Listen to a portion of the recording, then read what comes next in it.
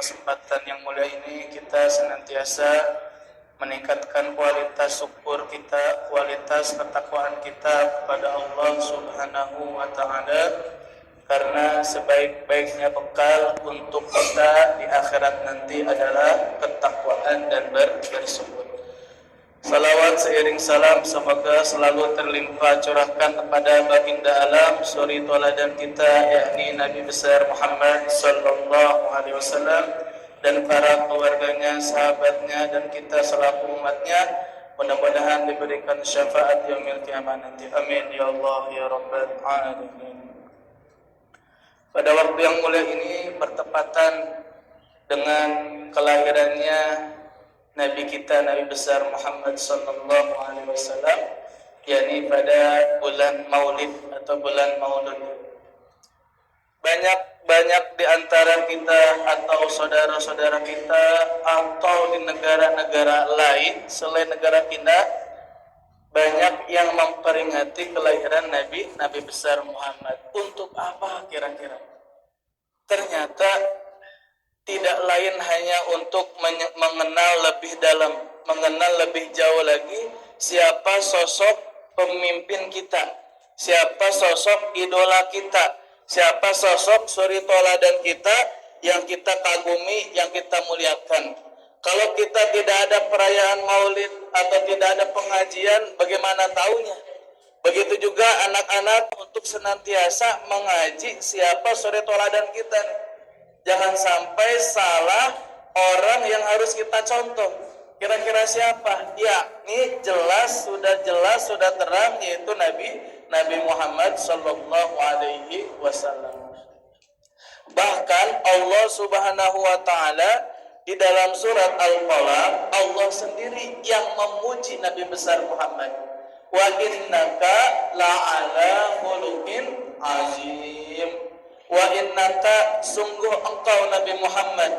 Kalau kita belajar bahasa Arab, di situ ada nun. Wa innaka itu artinya taukid, penguat, sangat-sangat kuat.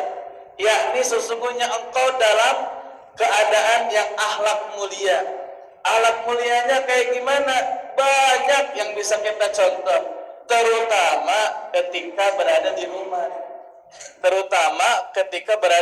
Di rumah. Berapa kali kita ke kamar mandi, berapa kali kita ke rumah masuk. Kira-kira contoh Nabi Muhammad sudah dilakuin belum di rumah? Kalau ke rumah kira-kira salam apa enggak kita? Kalau setelah mau keluar dari rumah salam atau enggak? Ke kamar mandi ada doanya. Jangan sampai ke kamar mandi sekedar masuk saja. Kadang-kadang kita suka lupa atau bahkan memang enggak ngerti masuk kamar mandi kaki kanan atau kaki kiri. Ketika kita melakukan amalan yang dicontohkan oleh Nabi, itu sambung hati kita dengan Nabi. Insya Allah kita akan selamat dunia dan akhirat. Masuk ke rumah baca salam, masuk ke kamar mandi pakai tangan kaki kiri, keluar kamar mandi pakai tangan kaki kanan. Begitu coba diamalkan setiap hari, maka kita akan senantiasa cinta kepada Nabi Muhammad. Bukti cinta kepada Nabi Muhammad adalah senantiasa meniru dan mencontoh perilakunya. Dan salah satu cinta yang terbesar, yang termulia adalah senantiasa membaca bersolawat. Man ahabba syai'an aksara min dzikrihi.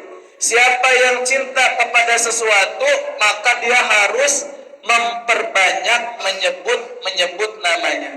Dan kalau kita ini sukanya sama siapa nih? Sukanya sama cewek lagi, sukanya sama pacaran lagi, na'udzubillah min dzalik. Suka kepada Nabi Muhammad, cinta kepada Allah dan Rasulnya, banyak mengingatnya, berzikir, bertasbih kepada Allah. Begitu juga kepada Nabi Muhammad, banyak bersolawat.